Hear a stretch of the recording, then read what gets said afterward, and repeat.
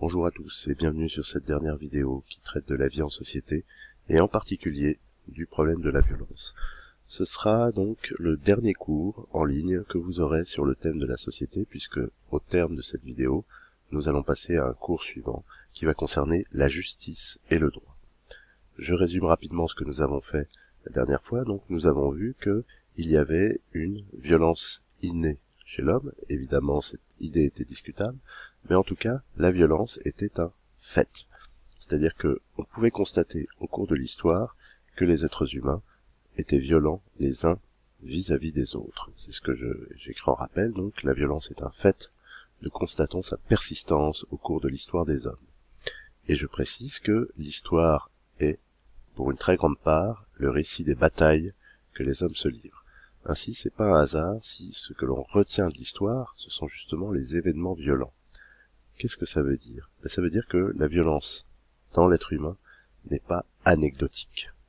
Elle empêche les hommes de vivre en société, elle les divise, et elle est importante puisque ce que l'on retient des événements humains, ce sont justement des événements qui se caractérisent par leur violence.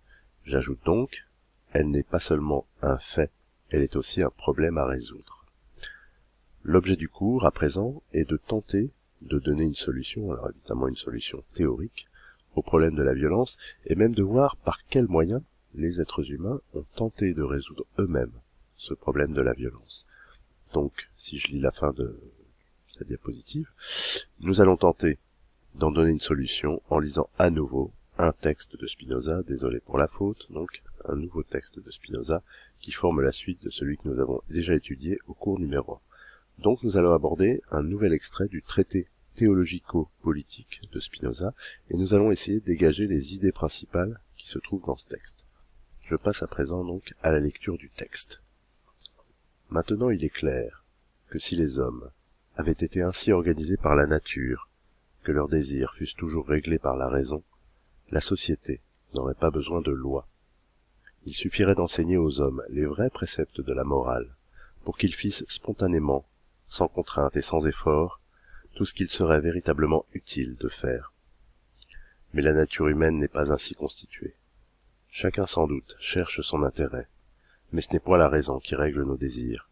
Ce n'est point elle qui prononce sur l'utilité des choses, c'est le plus souvent la passion et les affections aveugles de l'âme, lesquelles nous attachent au présent et à leur objet propre, sans souci des autres objets et de l'avenir. Que résulte-t-il de là? Qu'aucune société ne peut subsister sans une autorité, sans une force, et par conséquent, sans des lois qui gouvernent et contiennent l'emportement effréné des passions humaines. Spinoza, Traité théologico-politique, chapitre 5. J'espère que vous remarquez à quel point ce texte est d'actualité, même si je vous déconseille globalement de parler de l'actualité dans vos dissertations, mais vous voyez que une série de décrets sont passés pour confiner les gens chez eux, et bien évidemment, les uns préfèrent faire des barbecues, aller se promener en forêt, ou aller se promener dans les parcs, et du coup, il faut une contrainte pour forcer les gens à respecter les lois qui sont d'ailleurs dans leur intérêt. Je passe maintenant donc à l'explication du texte. Alors, une petite remarque, c'est que ce texte est très important et utile pour plusieurs sujets du bac. Donc je vous le conseille d'apprendre les idées qu'il expose. Je donne quelques conseils pour apprendre un texte. Donc, il n'est pas besoin de retenir par cœur des phrases. Ce qu'il faut retenir, c'est l'auteur, le titre de l'œuvre, ça c'est mieux, et les principales idées. Donc, là j'ajoute un petit commentaire. Si vous faites une fiche sur un texte de philosophie, donc, n'apprenez pas par cœur tout le contenu du texte, mais écrivez les principales idées du texte. Ce qu'il faut apprendre par cœur, c'est comme en histoire, c'est le nom de l'auteur, l'époque à laquelle il vivait, ça c'est bien d'en avoir une petite idée, et enfin, donc les principales idées du texte. Je passe désormais à l'explication. Donc, nous avons une première étape du texte qui va des lignes 1 à 6. Comment on peut repérer ça? Eh bien, c'est que la suite est marquée par le connecteur logique « mais », que je souligne ici. Donc, j'ai souligné la première partie, la première étape du texte, en rouge. Quelle est l'idée de cette première étape? Si vous avez bien lu le texte, vous avez vu que Spinoza imagine, en premier lieu, donc, un monde idéal, où les hommes ne feraient que suivre leur raison. Je rappelle la définition de la raison, ou une définition qu'on peut donner de la raison humaine, c'est l'aptitude à distinguer le vrai et le faux, ainsi que le bien et le mal. Je vous renvoie au cours qu'on avait fait en début d'année, où j'ai donné une première définition de la raison. Je vous rappelle que la raison, c'est la puissance ou la capacité, présente très certainement en tout homme, de réfléchir, de penser et de comprendre. Par conséquent, cette puissance ou cette capacité nous permet de saisir donc le vrai et le faux, ainsi que le bien et le mal.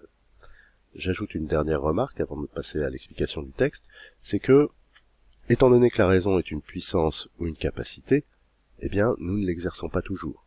Nous avons tous la puissance de parler, pas tous, mais en tout cas pour une majorité d'entre nous, mais nous ne parlons pas toujours. Nous avons aussi, pour une majorité d'entre nous, la puissance ou la capacité de nous déplacer, mais nous ne nous déplaçons pas toujours. Donc, il en va de même pour la raison. La raison étant une puissance de réfléchir et de comprendre, nous sommes capables de réfléchir et de comprendre, nous sommes capables de penser. Mais nous ne faisons pas toujours usage de notre raison. Et c'est bien le problème qui va se poser dans la deuxième étape du texte. Je reviens à l'explication. Et on voit que, dans un tel monde, c'est le deuxième point, les lois, autrement dit les règles collectives, seraient inutiles. Les individus seraient assez mûrs pour suivre d'eux-mêmes les règles de la morale. C'est ce que dit Spinoza. C'est-à-dire que, finalement, si tous les hommes utilisaient leur raison, tous les hommes sauraient ce qui est bon à la fois pour eux et pour les autres. Sachant que ce qui est bon pour les autres est aussi bon pour eux, puisqu'on a vu dans une première étape du cours que la vie en société était à la fois utile et indispensable. Donc il est bon en général, il est dans notre intérêt de vivre en société. Mais, donc, si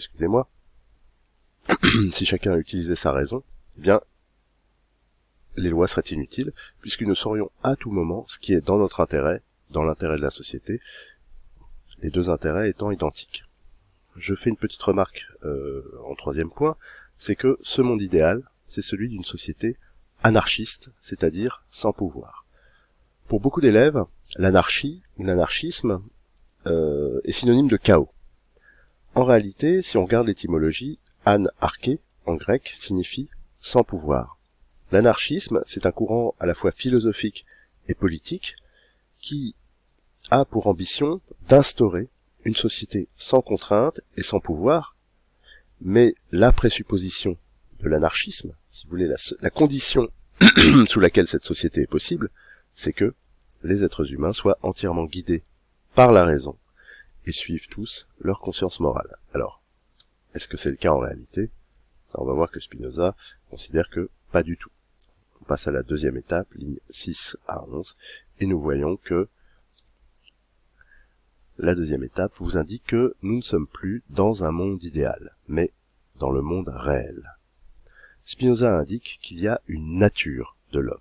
Il reprend un petit peu les mêmes termes de Freud. Freud parle d'instinct, Spinoza parle de nature, et dans les deux cas, il s'agit de désigner un caractère inné dans l'être humain. Mais on va voir que le propos de Spinoza est légèrement différent du propos de Freud. Je vous rappelle que Freud considère qu'il y a dans tout être humain des pulsions sadiques, des pulsions de cruauté qui nous conduisent à prendre plaisir à faire du mal. Spinoza dit des choses légèrement différentes. Pour lui donc, je lis le deuxième point, l'être humain se définit par la tendance à suivre davantage ses désirs et ses passions, sachant qu'une passion est un sentiment très fort, que sa raison. En d'autres termes, finalement, nous agissons selon l'intérêt de nos passions. Et si je vois, excusez-moi, la manière dont Spinoza qualifie les passions, finalement il vous dit lesquelles nous attachent au présent et à leur objet propre, sans souci des autres objets et de l'avenir. Nous avons tous des souvenirs en mémoire dans notre existence, où nous avons agi de manière impulsive, sans penser aux conséquences de nos actes. C'est exactement ce dont parle Spinoza. Donc, quelqu'un qui cherche à se venger sous le coup d'une injure cesse de réfléchir, il agit sous le coup de son émotion, ce que Spinoza appellerait son désir ou sa passion, mais sans prévoir nécessairement les conséquences de ses actes. J'en arrive donc au troisième point. Il arrive que nous agissions contre l'intérêt des autres et contre notre propre intérêt. Cela correspond très exactement à une phrase qui est citée par Ovide, « Je vois le meilleur et je fais le pire ». Je vais rajouter un petit commentaire sur notre intérêt. C'est-à-dire que finalement, notre intérêt est bien souvent différent de l'intérêt de nos passions ou de l'intérêt de nos désirs. Notre intérêt serait de tout faire pour éviter la violence, puisque notre intérêt est de vivre en société et de faire en sorte que nous ne soyons pas divisés, mais au contraire unis. Je passe maintenant à la fin du texte, donc troisième étape, ligne 10 à la fin de l'extrait. On voit que dans cette troisième étape, Spinoza tire une conséquence. Il vous dit en effet, que résulte-t-il de là? Ce terme marque bien la conséquence, donc des deux étapes précédentes, et on peut résumer ces conséquences en 2 points. Premièrement, Spinoza conclut que pour vivre en société, il faut un pouvoir, c'est-à-dire une contrainte ou une force qui s'exerce sur les individus.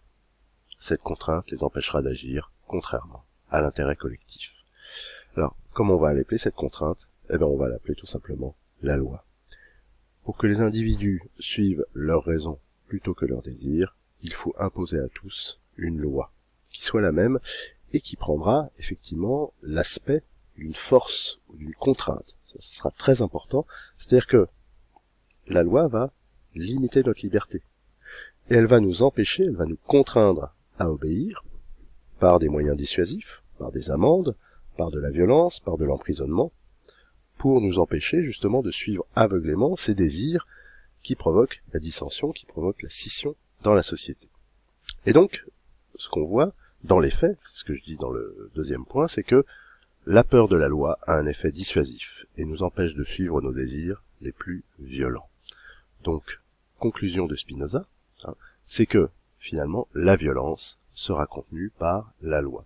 D'où le titre que je n'ai pas commenté au début, c'est que, finalement, le problème de la violence est résolu par quoi?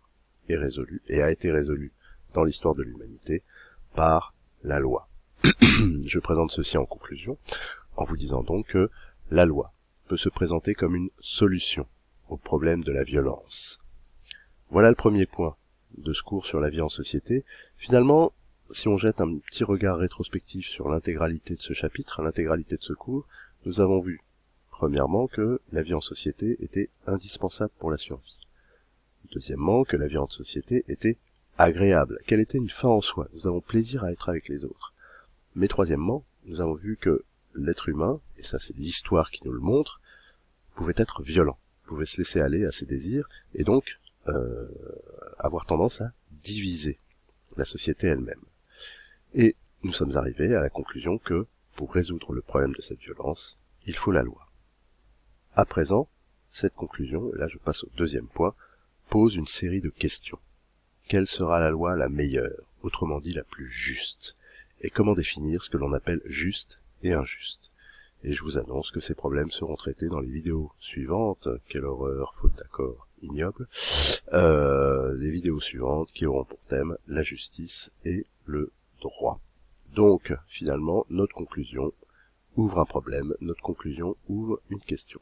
Je vous remercie de votre attention et à la prochaine vidéo.